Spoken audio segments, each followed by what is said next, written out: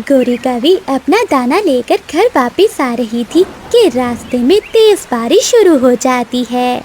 ऐसी तेज बारिश में उड़ना बहुत मुश्किल है। मैं ऐसा करती हूँ, सामने वाले घर में जाकर आश्रय ले लेती हूँ। गोरी कवि सामने पेड़ पर बने हुए घर पर जाती है। घर का दरवाजा खुला था। कोई है घर में? अंदर से कोई भी आवाज नहीं आती। तभी गोरी कवि घर के अंदर चली जाती है। अरे, इस घर में तो कोई भी नहीं है। चलो, मेरे लिए तो अच्छा ही हुआ। अब मैं बारिश से बच जाऊंगी। फिर गोरी कवि घोंसले में लेट जाती है। आज तो कोई भी शिकार नहीं मिला। मैं ऐसा करती हूँ, अपनी बहन से जाकर पूछती हूँ। हो सकता है कि उसके पास कोई शिकार हो। वो बड़ी चील उड़ती हुई अपने घर आती है। बड़ी चील को घर में आता देखकर गोरी कवि की तो सांस ही रुक जाती है। वो डर के मारे अलमारी के पीछे छुप जाती है। चील अपना फोन उठाती है और अपनी बहन को कॉल करती है। बड़ी भूखी हूँ, क्या तुम्हारे पास कुछ खाने को है? छोटी, मैं तोते के घर की ओर जा रही हूँ, तुम भी आ जाओ। क्या तोते के घर में क्या छोटा बच्चा है? हाँ, तुम जल्दी से आओ, हम दोनों बहनें मिलकर तोते के घर में जाती हैं। गोरी कवि अलमारी के पीछे छुपी हुई चील की सारी बातें सुन रही थी। चील फोन रखती है और अपने घर से निकल जाती है। अरे, ये चील तो छोटे मिट्ठू को खाने जा रही है। मुझे कुछ ना कुछ तो करना होगा। गोरी कवि फोन उठाती है और कालू का नंबर मिलाती है। कालू कौवा अपना मोबाइल साइलेंट पर लगाकर आराम से अपने घोंसले में सो रहा था। अरे, ये कालू जी फोन क्यों नहीं उठा रहे? अब मैं क्या करूं? हाँ, चिड़िया को फोन करती हूँ। वो तोते के पड़ोस में रहती है। वो जरूर छोटे मिट्ठू को बचा लेगी। फिर गोरी कवि रानू चिड़िया को कॉल मिलाती है। चिड़िया बहन, छोटे मिट्ठू को बचा लो, छोटे मिट्ठू को बचा लो। ऐसा कहते ही फोन कट हो जाता है। अरे, ये बैटरी भी अभी खत्म होनी थी। गोरी, क्या हुआ छोटे मिट्ठू को? मुझे तो कुछ भी समझ नहीं आ रही कि गोरी कहाँ है और क्या बात कर रही है। फिर रानू चिड़िया अपने घर से निकलती है और तोते के घर की ओर जाती है। छोटे मिट्ठू, आपके मामा पापा कहाँ हैं? आंटी, मेरे मामा और पापा दूसरे जंगल से दाना लेने गए हुए हैं। बेटा, आप मेरे साथ चलो, जल्दी करो। फिर रानू चिड़िया छोटे मिट्ठू को अपने साथ ले जाती है। बड़ी, मैं आ गई।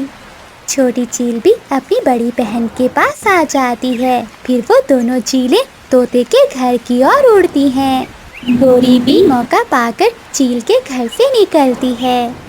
मिट्ठू जी, कब हम यहाँ से निकलेंगे? मुझे अपने बबलू की चिंता हो रही है।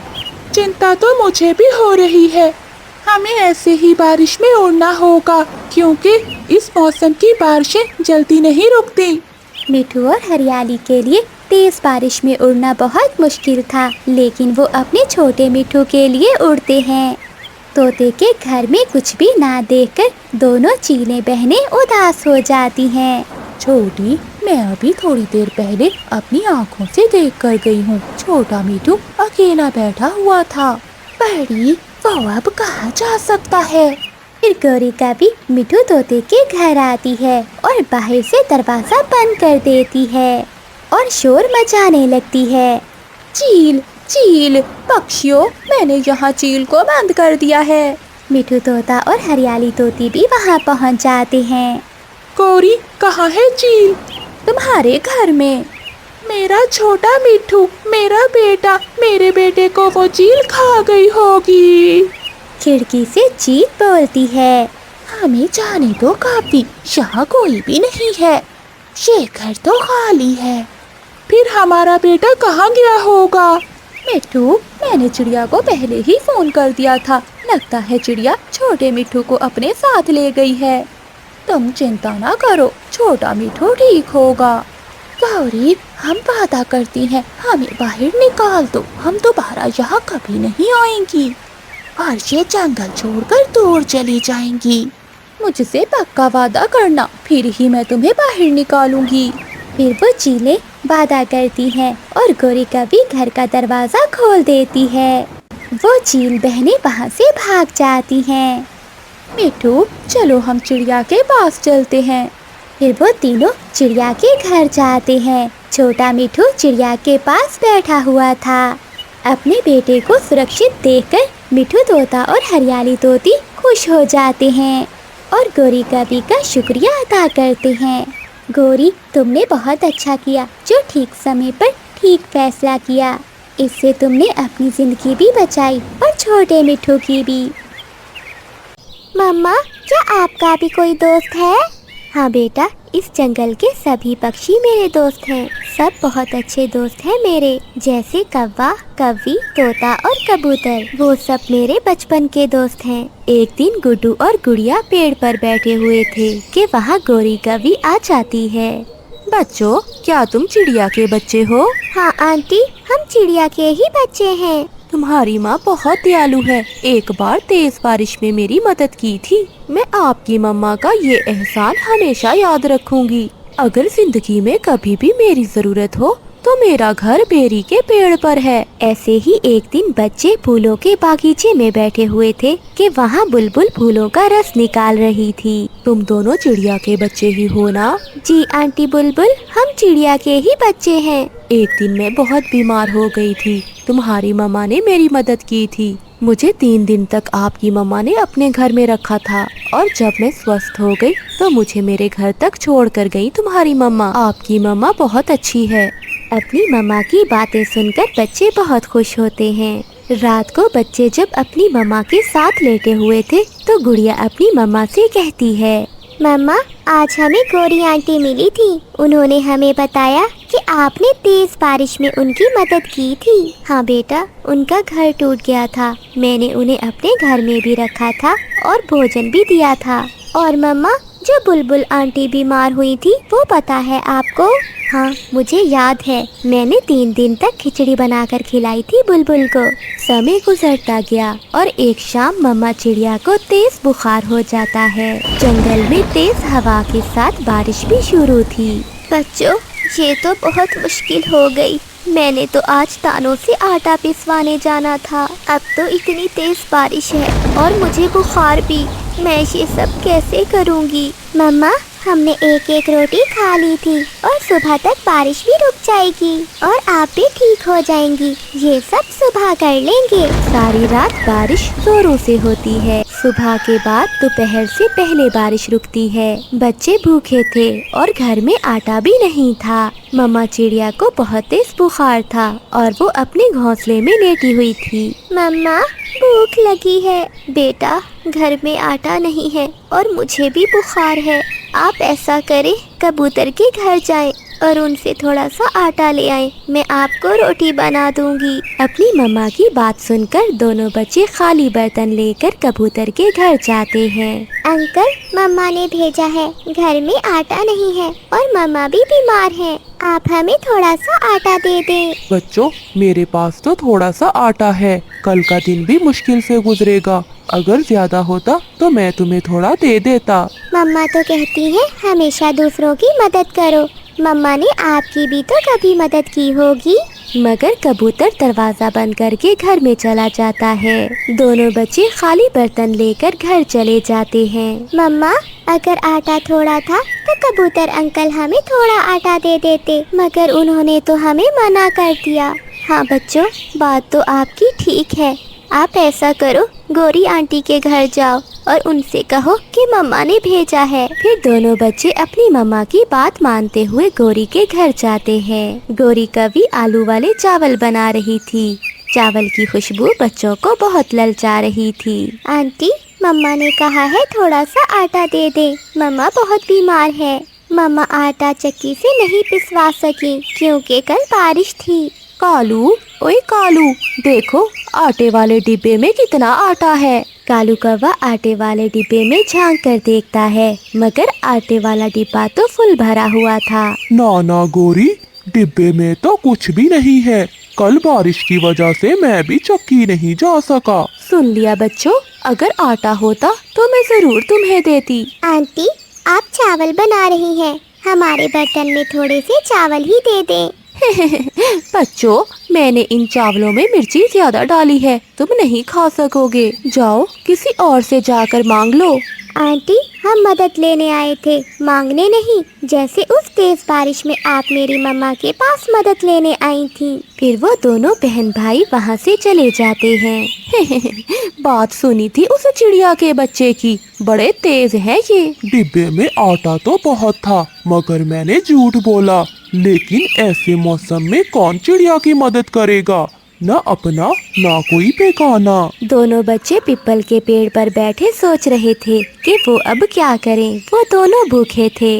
भैया, इन पक्षियों से हमें कुछ नहीं मिलने वाला। शायद मम्मा भूल में थी। मुश्किल समय में मम्मा का कोई दोस्त भी हमारी मदद नहीं कर रहा। गुड़िया बहन, हम किसान की पत्नी के पास जाते हैं, वो तो मम्मा की मदद करती है। ऐसे दोनों बच्चे उड़ते हुए किसान की पत्नी के पास जाते हैं। किसान की पत्नी अपने घर में बैठे हुए अपने मुन्ने के लिए आलू वाले पराठे बना रही थी। चिड़िया के बच्चे, आप दोनों यहाँ क्या लेने आए हो? आंटी, आंटी, हमारी मम्मा बीमार है, घर में आटा भी नहीं है, हमने कल से कुछ नहीं खाया। हम कभी आंटी के पास भी गए और कबूतर अंकल के पास भी, पर किसी ने हमारी मदद नहीं की। आंटी, आप हमें थोड़ा सा आटा दे दें। आंटी, जब हमारी मम्मा स्वस्थ होंगी, हम आपका आटा लौटा जाएंगे। बेटा, आपकी मम्मा बहुत अच्छी है। जब मेरा बेटा छोटा था, आपकी मम्मा मेरे बेटे को लोरी देकर सुलाया करती थी। मैं ये बात हमेशा याद रखूंगी। आप ये आलू वाले पराठे ले जाओ, खुद भी खाओ और अपनी मम्मा को भी दो। बच्चे बहुत खुश होते हैं और किसान की पत्नी से आलू वाले पराठे लेकर घर को चले जाते हैं। देखा देखा, मैं ना कहती थी कि गोरी जरूर मदद करेगी। आटा लेने गए थे आप, मगर गोरी ने आलू वाले पराठे बना दिए। बच्चे चुप रहते हैं। सब मिलकर आलू वाले पराठे खाते हैं। 2 दिन बाद चिड़िया जब स्वस्थ हो जाती है तो गुड़िया अपनी मम्मा से कहती है, मम्मा, उस दिन आलू वाले पराठे हम किसान की पत्नी से लेकर आए थे। गोरी आंटी ने ना हमें आटा दिया और ना चावल, बल्कि वो दोनों कौवे घर में बैठे हम पर हंस रहे थे।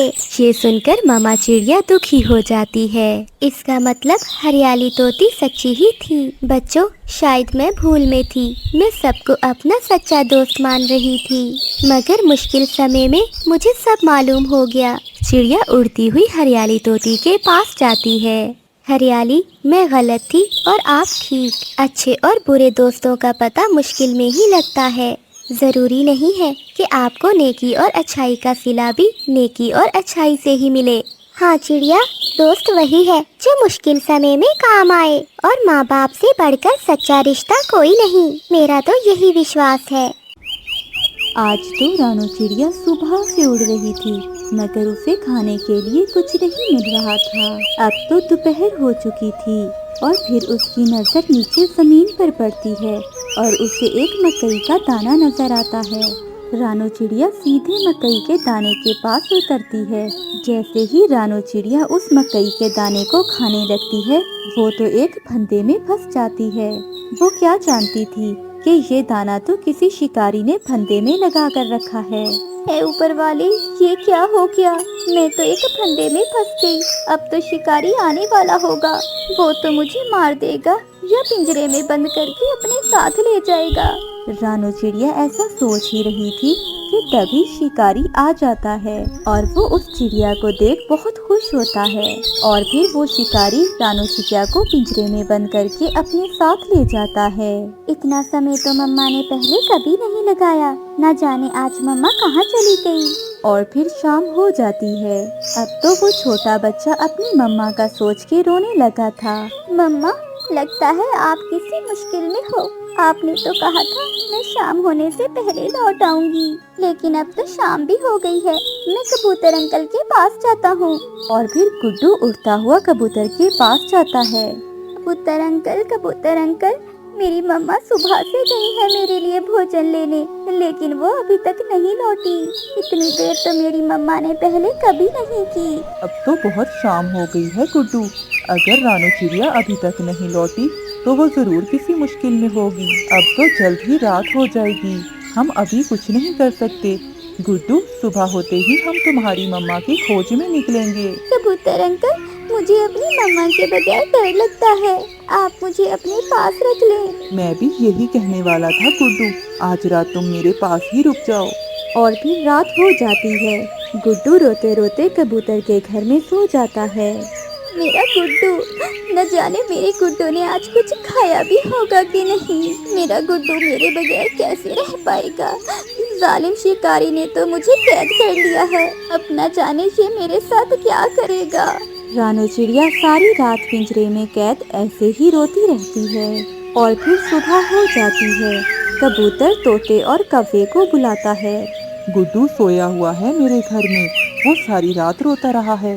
उसकी मम्मा कल सुबह से दाना लेने गई थी, लेकिन अभी तक नहीं लौटी। कबूतर जाना कहाँ है? किसी चील ने पकड़ लिया होगा या किसी शिकारी ने। कबूतर, रानो चिड़िया हमारी दोस्त है, अब हमें उसकी खोज में जाना ही होगा। हम ऐसा करते हैं कि कबूतर और मैं रानू चिड़िया की खोज में जाते हैं, और तोते तुम गुड्डू का ध्यान रखना, वो छोटा है। अगर हम सब चले गए तो वो रोता ही रहेगा। लेकिन कालू, हमें किस दिशा में जाना होगा? कबूतर, सबसे पहले हम पास वाली इंसानों की बस्ती में जाते हैं। मुझे पूरा विश्वास है अगर रानू चिड़िया को किसी शिकारी ने पकड़ा होगा तो वो जरूर हमें पास वाली बस्ती में दिख जाएगी। फिर कालू कौवा और कबूतर रानो चिड़िया की खोज में पास वाली बस्ती में चले जाते हैं। और जल्द ही वो इंसानों की बस्ती में पहुंच जाते हैं। वो देखते हैं कि एक घर के बाहर पिंजरा लटक रहा है, जिसमें रानो चिड़िया को कैद किया हुआ है। कालू, मिल गई, रानो चिड़िया मिल गई। ये आसान नहीं है किसी इंसान से आजाद करवाना। हमें कोई ना कोई उपाय ढूंढना होगा। अगर वो इंसान किसी तरह से पिंजरे से दूर चला जाए तो मैं पिंजरे का दरवाजा खोलकर रानो को आजाद कर दूंगा। कालू, मेरे दिमाग में एक तरकीब है। मैं ऐसा करता हूँ कि इस इंसान से दूर जाकर बैठ जाता हूँ और फिर ऐसा नाटक करूँगा कि मैं मर गया हूँ, और फिर वो इंसान जैसे ही मेरे पीछे आएगा तो तुम जाकर पिंजरे का दरवाजा खोल देना। कबूतर यार, बात तो तुम्हारी ठीक है, लेकिन तुम थोड़ा दूर ही रहना, ध्यान से करना सब। ऐसा ना हो कि चिड़िया को आजाद कराते कराते तुम भी पिंजरे में कैद ना हो जाओ। कालू, तुम फिक्र ना करो, मैं सब ध्यान से करूँगा। फिर रानो चिड़िया की नजर भी उन पर पड़ जाती है। आ गए मेरे दोस्त आ गए। मुझे पूरा विश्वास था कि मेरे दोस्त मेरी मदद को जरूर आएंगे। फिर कबूतर उस इंसान से थोड़ा दूर जाकर बैठ जाता है। जैसे ही उस इंसान की नजर कबूतर पर जाती है, कबूतर पेड़ पर बैठा बैठा नीचे गिर जाता है। रानो चिड़िया बहुत डर जाती है, क्योंकि वो ये नहीं जानती थी कि वो तो नाटक कर रहा है। ए इंसान, वो कबूतर मर रहा है, उसे बचाओ। ये कबूतर तो बहुत सुंदर है, मैं इसे लाकर तुम्हारे साथ कैद करता हूँ। फिर वो इंसान कबूतर की तरफ जाता है। जैसे ही वो इंसान चिड़िया से दूर जाता है तो कालू कौवा तुरंत पेड़ से उड़ता है और तेजी से जाकर पिंजरे का दरवाजा खोल देता है, और रानो चिड़िया जल्दी से पिंजरे से बाहर निकल जाती है। और कबूतर भी अपनी एक आंख खोलकर इंसान को देख रहा था। जैसे ही इंसान कबूतर के पास आता है, कबूतर वहाँ से भाग जाता है और वो तीनों ऊंचे पेड़ पर बैठ जाते हैं। बहुत तेज है ये पक्षी, मुझे उल्लू बना दिया। हमने तुम्हें उल्लू नहीं बनाया, बल्कि तुम इंसान खुद ही अपनी लालच में उल्लू बन जाते हो। कबूतर भैया, मेरा गुड्डू ठीक तो है ना? हाँ रानो बहन, गुड्डू ठीक है और मेरे घर में ही है। तुम इंसान बहुत जालिम हो, तुम्हें जरा भी दया नहीं आती हम पक्षियों पर। हमारे भी आपकी तरह छोटे छोटे बच्चे हैं, हमारा भी घर और परिवार होता है, और हमारी खुशियाँ तुम इंसानों से कई ज्यादा होती हैं। फिर वो तीनों दोस्त अपने जंगल की तरफ लौट जाते हैं। गुड्डू अपनी मम्मा को देखकर बहुत खुश होता है। आप सबका बहुत बहुत धन्यवाद। अगर आप मेरी मदद न करते तो मैं अपने बेटे से कभी मिल ना पाती। हम सब दोस्त हैं और हमेशा एक दूसरे की मदद करते रहेंगे। चिड़िया बैठी रोटी का टुकड़ा खा रही थी कि पीछे से गोरी आती है और चिड़िया की रोटी का टुकड़ा वहाँ से चुराकर भाग जाती है।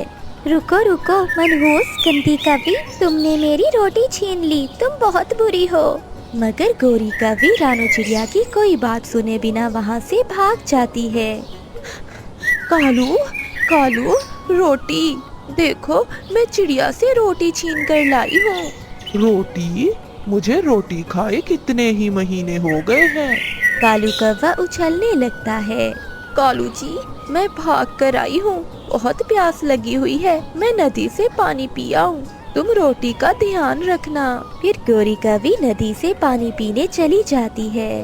गोरी को कौन सा पता चलेगा, थोड़ी सी रोटी खा लेता हूँ। ऐसा कहते हुए कालू कौवा रोटी खाने लगता है। खाते खाते कालू कौवे को पता ही नहीं चलता कि कब वो सारी रोटी खा जाता है।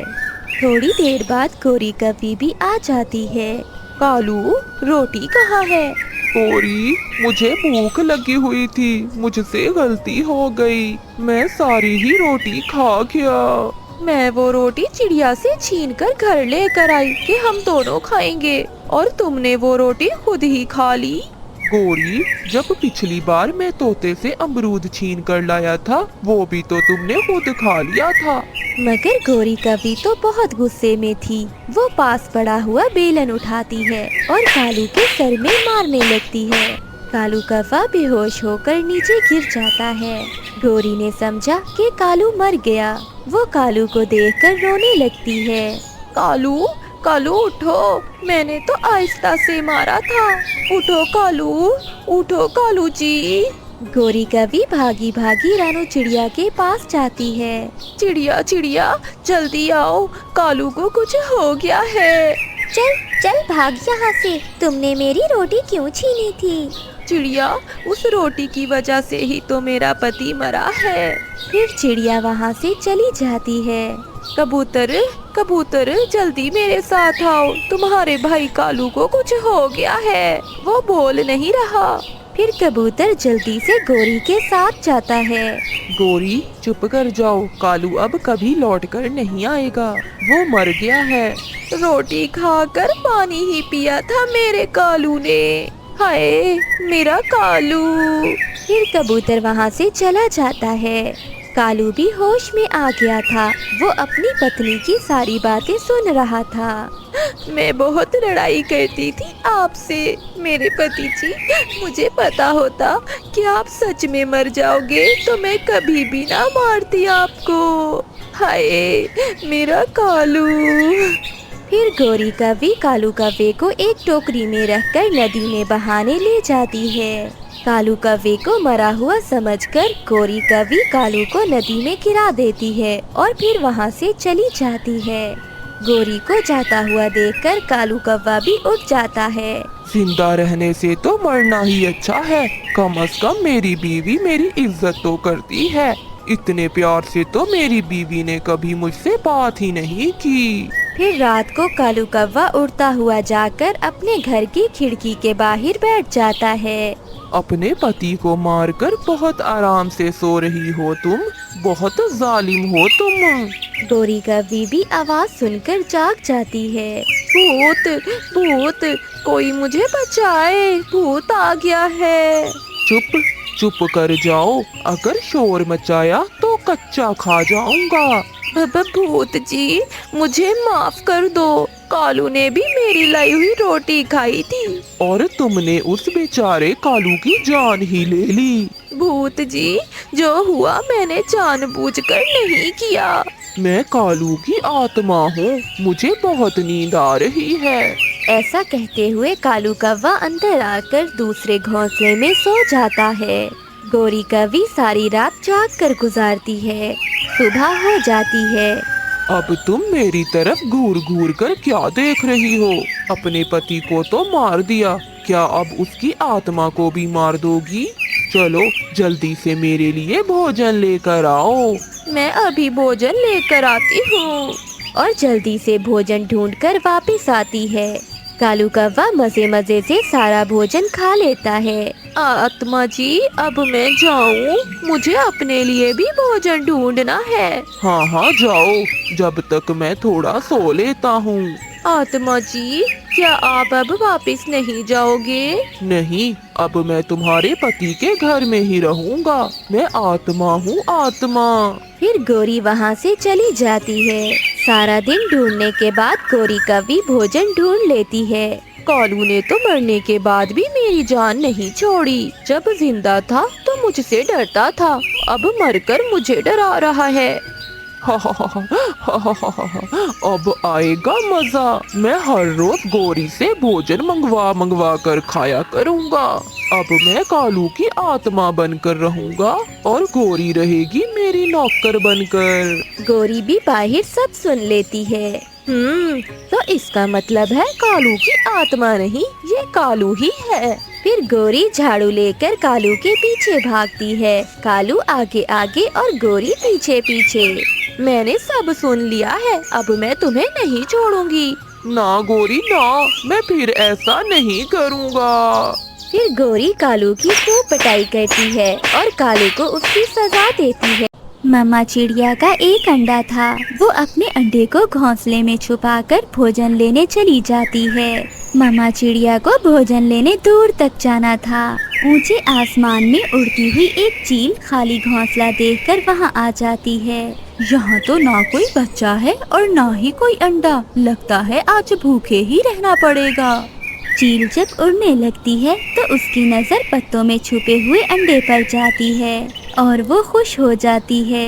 वाह वाह, अरे वाह, पत्तों में छुपाया हुआ है अंडा, मैंने ढूंढ लिया।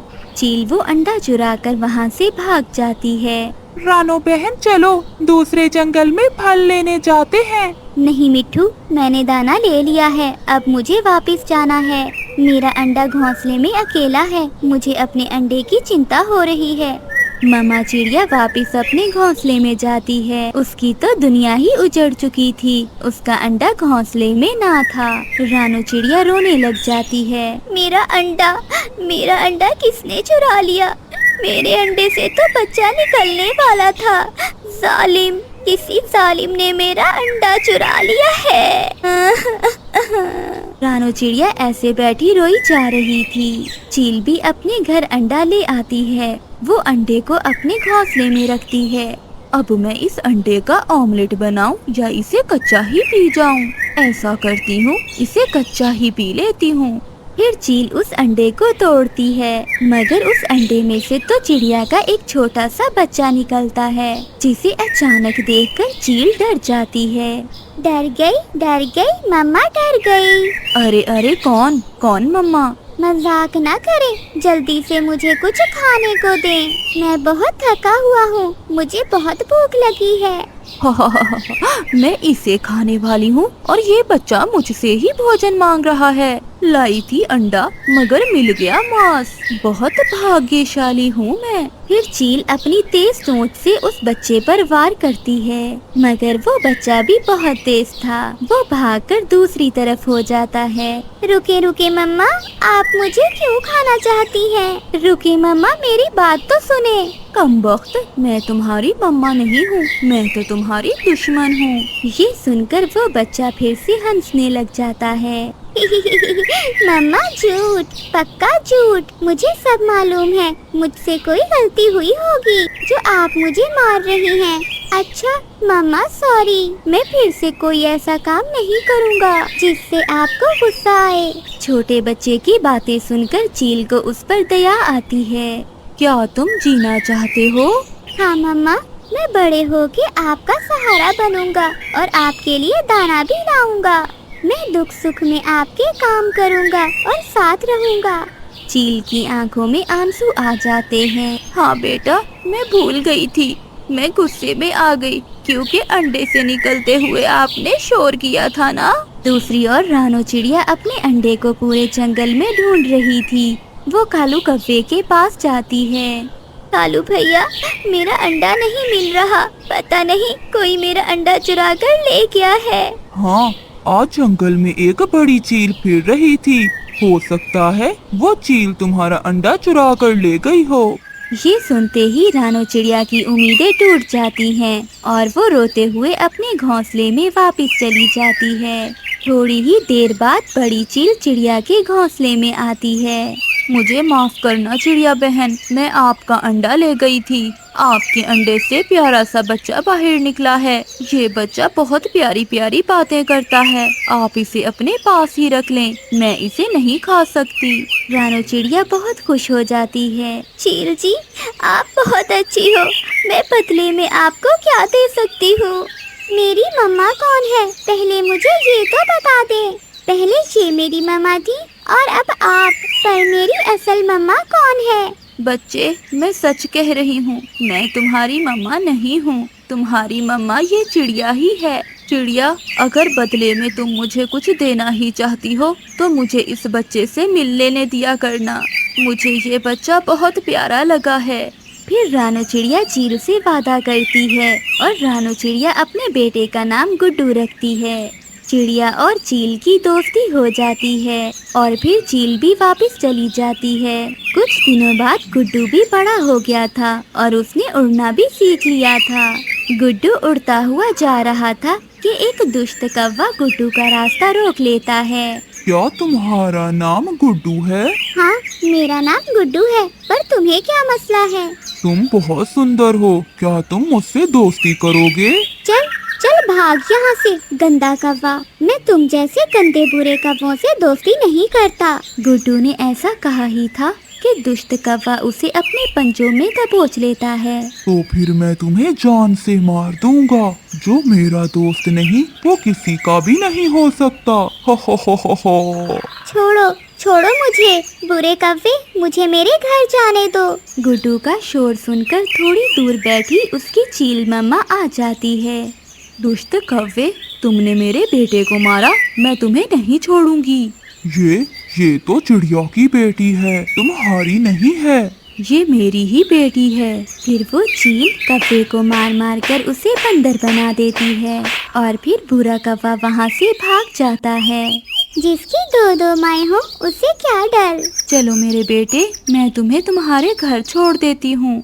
फिर चील मामा गुड्डू को उसके घर छोड़कर आती है। गुड्डू की मामा चील की दोस्ती को कभी भी नहीं भुला सकती थी, क्योंकि चील ने उसके बेटे की जान बचाई थी। प्यारे दोस्तों, इस कहानी को लाइक करना मत भूलना। आपका धन्यवाद। आज हरियाली तोती और मिठू तोता अपने घर में बैठे सुबह से गाजर वाली खीर बना रहे थे। गाजर की खीर पककर तैयार थी। मिठू जी, हम खीर खाने से पहले नदी से पानी पी आते हैं। हाँ हरियाली, थोड़ी सी खीर कटोरी में डाल लो, हम जाते हुए चिड़िया को भी दे जाएंगे। फिर हरियाली तोती एक कटोरी में खीर डाल लेती है और दोनों पति पत्नी घर से निकलते हैं। चिड़िया बहन, दरवाजा खोलो। रानो चिड़िया दरवाजा खोलती है। मिठू भैया, ये तो मीठी खीर की खुशबू आ रही है। हाँ चिड़िया बहन, मैंने और तुम्हारे भाई ने मिलकर आज गाजर की मीठी खीर बनाई है, सोचा तुम्हें भी देते जाए। हरियाली बहन, मेरे बच्चों को तो गाजर की खीर बहुत पसंद है। उड़ती हुई गोरिका भी मिठू तोते के घर के पास से गुजरती है। ये खुशबू कहाँ से आ रही है? अरे, ये तो मीठी खीर की खुशबू है। देखती हूँ किसके घर में खीर बन रही है। फिर गोरिका भी कबूतर के घर जाती है और वो दरवाजे पर जोर जोर से दस्तक देती है। गोरी, मैं सो रहा था, बताओ क्या काम है? कबूतर, मेरे सुंदर भैया, आज तुमने खाने में क्या बनाया है? मेरे पास तो सरसों के बीज थे, मैं तो वो खाकर सो गया था। गंदी आंखों वाले कबूतर, कभी कुछ और भी खा लिया करो, जब देखो सरसों के बीज ही खाते रहते हो। मेरी मर्जी, मेरा दिल जो करेगा मैं वही खाऊंगा, तुझे क्या है काली कवि। फिर गोरिका भी वहाँ से उड़ती है और मिठू तोते के दरवाजे पर जाकर जोर जोर से दस्तक देती है, लेकिन घर पर कोई नहीं था, इसलिए दरवाजा कोई नहीं खोलता। यहाँ खुशबू बहुत तेज है, लगता है मोटी चोंच वाले ने ही बनाई है मीठी खीर। खिड़की से देखती हूँ। फिर गोरिका भी खिड़की से देखती है तो चूल्हे पर मीठी खीर की हंडिया पड़ी थी। अरे, घर पर तो कोई नहीं है। तोता और तोती के आने से पहले मैं इनकी ये मीठी खीर खा लेती हूँ।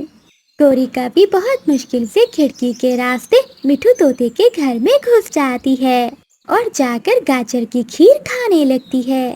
खीर बहुत स्वादिष्ट थी। गोरिका भी खुद को रोक नहीं पाती, इसलिए वो वो सारी हंडिया ही खाली कर देती है। गौरी कभी वहाँ से जाने ही वाली थी कि दरवाजा खुलता है। मिठू तोता और हरियाली तोती अपने घर के अंदर आते हैं। गौरी कभी भागकर अलमारी के पीछे छुप जाती है। मिठू जी, हंडिया तो खाली है, हमारी मीठी खीर कहाँ गई? मिठू तोता रोने लग जाता है। हरियाली, कोई चोर हमारी खीर चुराकर भाग गया। कौन है वो चोर? मुझे तो उस काली कपी पर ही शक है, वही दूसरों के घरों में झांक झांक कर देखती है। मैं छोड़ूंगा नहीं उस काली कपी को, मैं उसके पंख तोड़ दूंगा।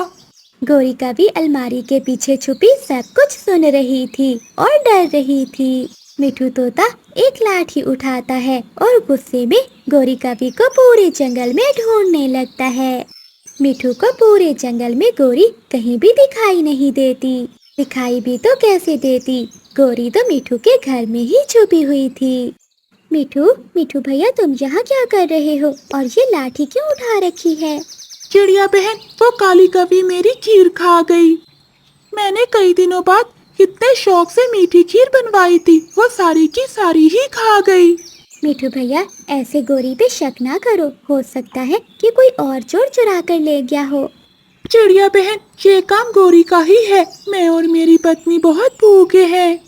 मिठू भैया, आप गुस्सा जाने दें, आप चले, मैं आपके लिए दाना लेकर आती हूँ। फिर मिठू तोता वहाँ से अपने घर चला जाता है और रानू चिड़िया अपने घर जाती है। वो दाना उठाती है और मिठू तोते के घर जाती है। हरियाली तोती और मिठू तोता वो दाना खा लेते हैं। हरियाली बहन और मिठू भैया, आप दोनों चिंता न करो, मैं आप दोनों के लिए मीठी खीर बनाकर भेज दूंगी। उधर गौरी कभी के पेट में भी अब दर्द शुरू हो जाता है, क्योंकि उसने खीर की पूरी हंडिया जो खा ली थी। जब दर्द बर्दाश्त से बाहर हो जाता है तो गौरी कभी की चीख निकल जाती है। बचाओ बचाओ, मेरे पेट में बहुत दर्द है। हरियाली तोती, मिठू तोता और चिड़िया डर जाते हैं। अरे, ये अलमारी के पीछे कौन है? जब वो जाकर देखते हैं तो वहाँ गौरी कभी गिरी हुई रो रही थी। मिठू जी, देखिए, चोर पकड़ा गया। यही है वो चोर जिसने हमारी मीठी खीर खाई है। हरियाली, लाठी कहाँ है? मेरी लाठी कहाँ है? चिड़िया बहन, मुझे बचा लो, मैं तो पहले से ही मरी हुई हूँ। मेरे पेट में बहुत दर्द है, मैं दर्द से मर रही हूँ, मुझे बचा लो। मिठू भैया, अब जाने दें, जाकर जल्दी से बुलबुल डॉक्टर को बुला कर लाएं। मेरी खीर खाई काली कभी ने, अब मैं इसका इलाज भी करवाऊं? मिठू जी, जल्दी जाएं, वरना ये मर जाएगी। फिर मिठू तोता वहाँ से जाता है और वो बुलबुल को अपने साथ लेकर आता है। बुलबुल, मेरे पेट में यहाँ बहुत ज्यादा दर्द है। अगर पक्षियों की खीर अकेले खाओगी तो दर्द तो होगा। अब मुझे इसके पंख पर टीका लगाना होगा। इतना बड़ा टीका देखकर गौरी कभी तो रोने लगती है। ना बुलबुल, मेरे टीका ना लगाना। चिड़िया बहन, इसका पंख पकड़ो। फिर रानू चिड़िया गौरी कभी का पंख पकड़ती है और मिठू तोता पूंछ पकड़ता है और बुलबुल डॉक्टर एक बड़ा टीका गौरी कभी के पंखों में लगा देती है। हाय, मैं मर गई। अगर पहले पता होता तो कभी मैं मिठू की खीर ना खाती। गौरी, तुम हर बार भूल जाती हो और ज्यादा खा लेती हो। जब चिड़िया की खिचड़ी खाई थी तो तब भी तुम्हारे पेट में दर्द हुआ था, जरा याद करो। फिर गौरी कभी को मीठी खीर खाने की सजा मिल जाती है। फिर वो सभी पक्षी गौरी पर खूब हंसते हैं और गौरी कभी दुम दबाकर वहाँ से भाग जाती है।